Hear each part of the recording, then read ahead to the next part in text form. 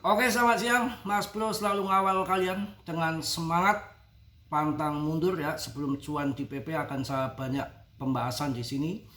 Untuk membeli koin betul hati-hati, bener harus cari koin yang komunitas kuat, holdernya banyak, kapitalisasi gede, nggak ngasal. Ini ada 3 altcoin bakal di delisting dari Binance ya pada Desember tahun 2025. Dampaknya banyak, terutama yang lagi di staking, waktunya belum habis, di sini sudah di listing, wah kacau, nggak bisa dijual.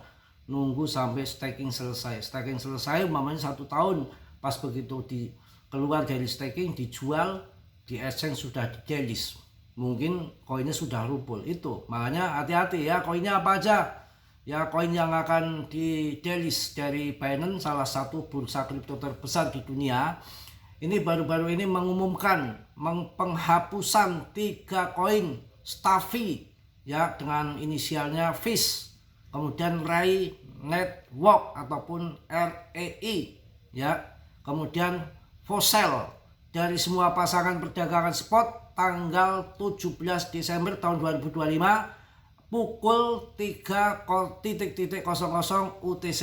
Tuh salah satunya. PP wah aman, komunitasnya rame, perdagangannya rame, holdernya meningkat, terkenal, nomor 3 terbesar meme coin ketiga di dunia setelah Doge dan Shiba, yaitu PP. Belum mengalami bull. Ya, banyak yang akan jadi membuat market bull di pertengahan Januari sampai akhir tahun, sampai nanti Januari ya, akhir tahun ini sampai Januari ya. Tetap kalian dior riset sendiri. Dalam dunia kripto berisiko tinggi, Mas Bro tidak bertanggung jawab atas kerugian kalian.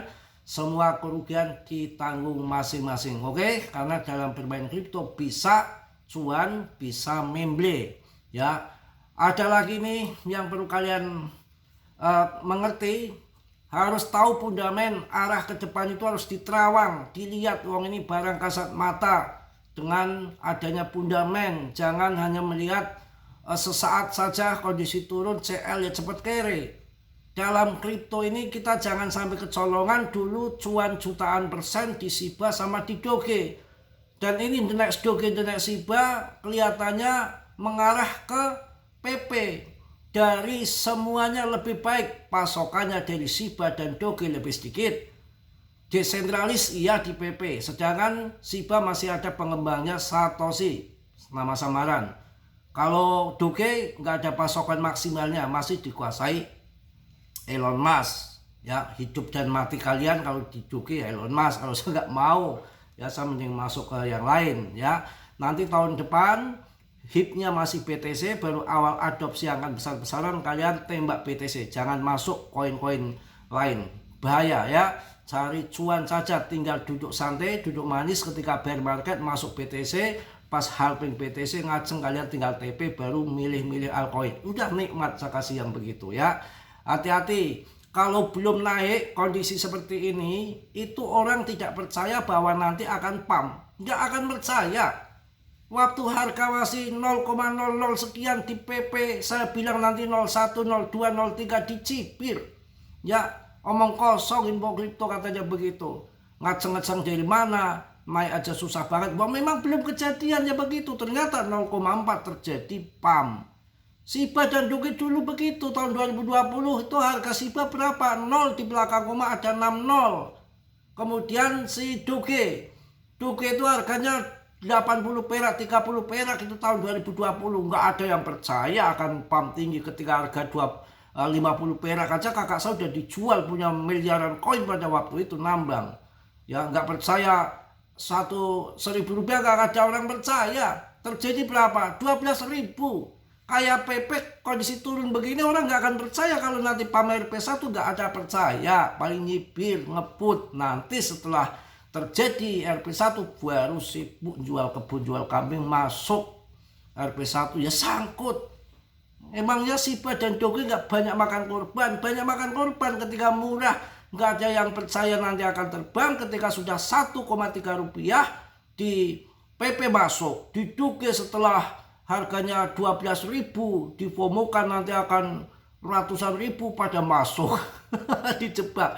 Ya banyak yang masuk di 12.000, diputus 10.000, dibanting habis-habisan. Jadi apa itu? Sibar dulu juga gitu, nggak percaya 1 rupiah itu, nggak percaya penurunannya itu sampai 90%. Ini PP dibanting 67% umpamanya. Tenang-tenang saja, dibanting juga belum 90%. Ya dibanting 99% aja yang namanya kripto itu naik, yang naik lagi.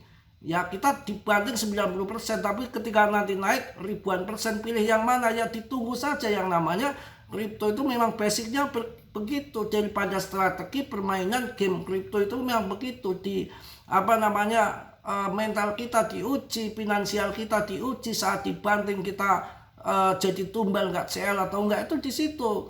Ya jangan ketika lagi turun di CL, yaitu namanya ya cepet kere kalau modelnya begitu. Ya langsung potensi ledakan harga kripto pasca penutupan pemerintah AS. Kita bahas di sini setelah penutupan pemerintah Amerika Serikat yang berlangsung selama 43 hari berakhir, pasar kripto diprediksi akan mengalami kenaikan harga. Wah gila, yang namanya CEO dari bursa kripto Bitget menyatakan bahwa berakhirnya penutupan ini mengurangi ketidakpastian makroekonomi dan berpotensi memperkuat kepercayaan institusional dan menarik likuiditas besar pada peserta keuangan tradisional. Mantep ya, stabilitas makroekonomi mendorong optimis pasar.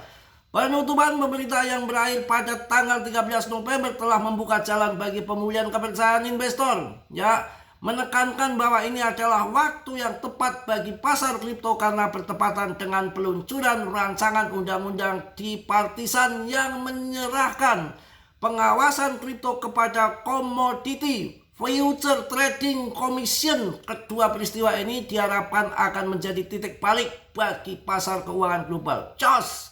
Ya, jadi menurut Chen, pengembangan ini menandakan munculnya lingkungan regulasi yang matang. Lingkungan seperti ini diharapkan dapat mendukung inovasi tanpa hambatan pertumbuhan serta meningkatkan prediktabilitas dan kepercayaan pasar pada aset kripto. Pengaruh penutupan terhadap pasar kripto jos pokoknya ya. Oke, kita akan memprediksi bagaimana mendatang. Selama penutupan terjadi penurunan likuiditas di pasar kripto dan harga koin terutama seperti BTC mengalami penurunan waktu kemarin ditutup itu ya, mengalami penurunan sementara saja. Ini juga Alexander, presiden CEO dari pengembangan perangkat lunak blockchain, menyatakan bahwa penutupan telah menciptakan ketidakpastian di pasar dan mendorong investor untuk keluar dari aset berisiko. Itu dulu ya. Namun dengan berakhirnya krisis politik ini diharapkan akan ada dampak positif terhadap harga kripto. Investor yang menghindari resiko diperkirakan akan kembali ke pasar yang dapat meningkatkan likuiditas dan kestabilan harga. Wah, jos pokoknya. Prediksi pasar mendatang. Tenang saja ya, CEO dari plafon akuntansi Coinly memberikan pandangan yang lebih hati-hati. Menurutnya Bitcoin mungkin akan mengalami konsolidasi hingga Desember, pergerakan sideways ya, dan membuat para trader yang mengharapkan rally akhir tahun menjadi frustasi. Di saat itulah baru akan dipam gila-gilaan. Mantap ya. Tenang saja ya, kita harus semangat, harus yakin ya. Kesimpulan untuk yang terjadi setelah berakhirnya penutupan AS, dengan berakhirnya penutupan pemerintahan AS dan pengenalan regulasi yang lebih matang, pasar kripto mungkin akan memasuki fase baru yang lebih stabil dan diprediksi akan mengalami pertumbuhan. Investor dan pelaku pasar diharapkan untuk memantau perkembangan ini dengan seksama, karena bisa jadi ini adalah awal dari tren bullish yang telah lama ditunggu-tunggu. Mudah-mudahan bullish pam gila-gilaan. Dan kita melihat juga BTCD-nya mulai longsor ya. Nanti targetnya di 48, 49, 52 sudah cuan besar sikat. Titik aman di 50%. Ini indikator yang paling jos mujarab yang memang valid ya untuk menentukan arah uang kemana. Menunggu BTCD ya. Kalau BTCD masih di atas, Artinya harga altcoin masih di dalam jurang ya. Kita tunggu sampai nanti pump kembali ya. Alhamdulillah PP sudah masuk ke 0,07 lagi.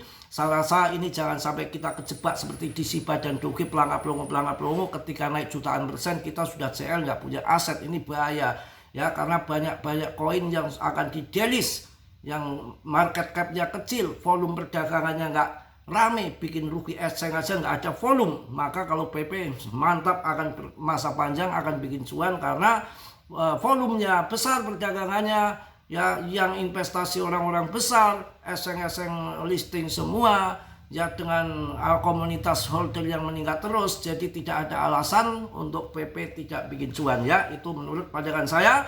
Tapi kalian tetap diam, riset sendiri. Saya sampaikan sekali lagi karena dalam dunia kripto sangat berbahaya, berisiko tinggi. Semua kerugian ditanggung masing-masing. Mas Bro nggak tanggung jawab atas kerugian kalian semua. Oke, selamat weekend, happy weekend, senang-senang dulu, santai-santai dulu. Yang udah cuan kemarin ngambil di bawah bisa di TP. Silakan tuh jajan bakmi ataupun jajan TP mendoan, terserah kalian ya. Yang penting sudah tua jajannya empuk-empuk aja, apem-apem ya. Apem yang mana Mas Bro? Terserah kalian mau apem yang mana. Oke ya, mungkin itu aja yang positif kalian ambil, yang buruk kalian tendang. Kiranya sudilah yang belum subscribe untuk subscribe, yang sudah Mas Bro ucapkan banyak-banyak terima kasih. Salam dari Tegal Mas Bro. Wassalamualaikum warahmatullahi wabarakatuh. Jos sebentar lagi kita cuan akhir tahun kawan.